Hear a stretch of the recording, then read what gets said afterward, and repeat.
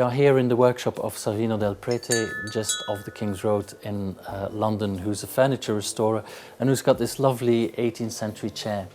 Your starting point, whether to restore something or not, has to be first of all the value of the item. Would the price of restoring it be in proportion with the actual value of the item? And so it's important to firstly establish whether this chair is 18th century or a later copy.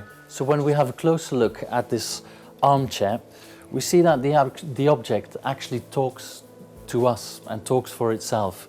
So you see this wonderful sort of cracking of the wood there. You can see the old nail marks here.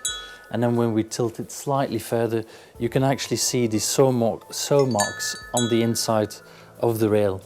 Upon closer inspection, on the back rail here, you can see just by slightly wetting the wood at the back, you can see the maker stamp appear basically.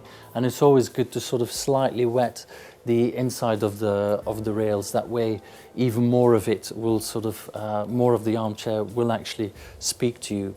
When we look to the front and the sides of the armchair, we can see a lovely sort of carving there, which is slightly naive and which is exactly what you expect from an 18th century armchair.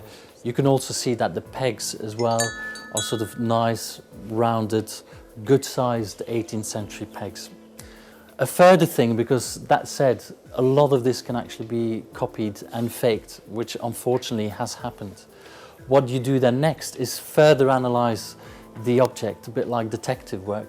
And what you do when you sit in an armchair, basically, when you sit in the armchair, you start rubbing your hands here, especially over the sort of the corner of the arm rail here to the sort of the downwards curving leg there.